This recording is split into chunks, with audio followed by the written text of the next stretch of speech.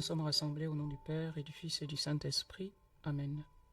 Le Seigneur soit avec vous et avec votre esprit. Viens, Esprit Saint, remplis le cœur de tes fidèles et allume en eux le feu de ton amour. Viens, Esprit Saint, remplis le cœur de tes fidèles et allume en eux le feu de ton amour. Viens, Esprit Saint, remplis le cœur de tes fidèles et allume en eux le feu de ton amour. Esprit Saint, éclaire-nous. Esprit Saint, éclaire-nous. Esprit Saint, éclaire-nous et fortifie-nous. Amen.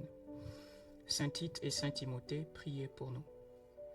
Frères et sœurs, dans le Christ, soyez bénis. Nous nous retrouvons aujourd'hui, lundi de la 3e semaine du temps ordinaire de l'année liturgique A. Dans la page d'évangile que nous méditons, nous voyons le Christ qui, comme à l'accoutumée, est opposé à ses détracteurs qui lui reprochent le fait d'agir sous l'impulsion d'un esprit mauvais, d'un démon, Belzéboul, qui signifie littéralement le dieu des mouches. Et Jésus leur répondra en leur disant « Comment Satan peut-il expulser Satan ?» Autrement dit, si je suis animé d'un esprit mauvais, comment pourrais-je expulser un esprit mauvais comme moi? Alors on comprend bien ici qu'il s'agit de quelque chose d'assez illogique que ses détracteurs lui reprochent. Frères et sœurs, le catéchisme de l'Église catholique, en son numéro 689, qu'il nous parle de l'article sur l'Esprit Saint, notamment la mission conjointe du Père et du Fils, nous enseigne ceci. Quand le Père envoie son Verbe, il envoie toujours son souffle, c'est-à-dire le Saint-Esprit. Mission conjointe où le Fils et l'Esprit Saint sont distincts mais inséparables. La première leçon de la foi, frères et sœurs bien-aimés, que nous pouvons retenir en ce jour, c'est que tous les miracles que Jésus a eu à opérer durant sa vie ont été sous l'impulsion de l'Esprit Saint. Tout ce que Jésus a posé comme acte, comme signe ou parole pour glorifier son Père qui l'a envoyé, était mu par le Saint-Esprit. Raison pour laquelle l'apôtre Luc nous dira ceci, l'évangéliste Luc, dans le livre des Actes des Apôtres, chapitre 10. Vous savez comment Dieu a oint d'Esprit Saint et de puissance Jésus-Christ de Nazareth qui allait de lieu en lieu en guérissant les malades et en chassant les esprits impurs. Lorsque le Christ parle du blasphème contre l'Esprit Saint qui ne sera pas pardonné, il s'agit ici de ce que l'Église appelle le péché irrémissible, c'est-à-dire impardonnable. Le fait de croire que Jésus agit sous l'impulsion d'un démon. Autrement dit, c'est une manière aussi pour les détracteurs de Jésus de se fermer à la miséricorde de Dieu dans leur vie.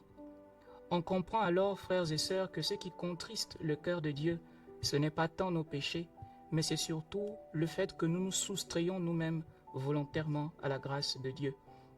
Que le Seigneur nous préserve de cela. Nous rappelons aussi, frères et sœurs, qu'en ce jour, l'Église célèbre la mémoire des saints Tite et Timothée, qui ont été deux fidèles serviteurs de l'Évangile. Paul circoncis le disciple Timothée, contrairement à Tite, qui l'emmène tout de même avec lui à Jérusalem pour le concile des apôtres. Nous sommes dans Actes au chapitre 15. Ainsi, frères et sœurs, en ces deux collaborateurs, l'apôtre Paul réunit les hommes de la circoncision et ceux de la non-circoncision, les hommes de la loi et ceux de la foi. Et selon la tradition, saint Paul écrit 2 lettres adressées à Tite et à Timothée. Ce sont les seules lettres du Nouveau Testament adressées non pas à des communautés, mais plutôt à des individus précis. Pour ceux qui ont déjà lu ces lettres, vous avez déjà fait ce constat. L'apôtre Paul, qui est désormais âgé, se laisse aller à des annotations riches d'affection envers ses 2 disciples, satisfaits d'avoir mis dans leurs mains l'annonce de l'Évangile.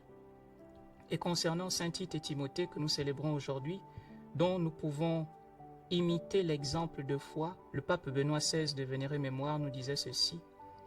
Tite et Timothée nous enseignent à servir l'Évangile avec générosité, en sachant que cela est aussi un service rendu à l'Église. Fin de citation.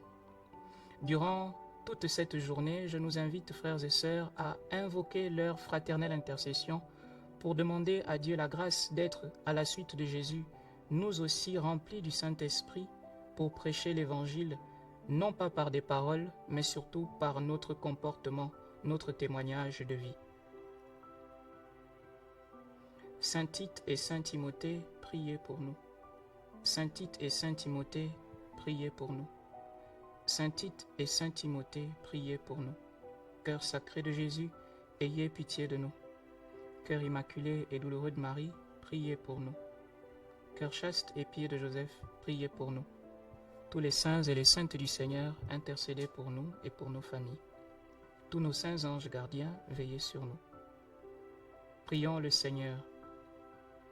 Dieu qui a donné à Tite et à Timothée une vertu digne des apôtres, fait que soutenus par leurs prières, vivant avec justice et piété dans ce monde, nous parvenions nous aussi au ciel qui est notre véritable patrie. Nous te le demandons par Jésus, le Christ notre Seigneur. Amen. Le Seigneur soit avec vous et avec votre esprit. Que Dieu Tout-Puissant nous bénisse et nous garde, le Père et le Fils et le Saint-Esprit. Amen. Bénissons le Seigneur, nous rendons grâce à Dieu. Alors frères et sœurs bien-aimés, précisez-nous le pays depuis lequel vous nous suivez et dites-nous déjà en commentaire s'il vous est arrivé ou non de lire ou la lettre de Tite ou la lettre de Timothée, l'une des deux lettres de Timothée. Et si ce n'est pas encore le cas, prière de le faire.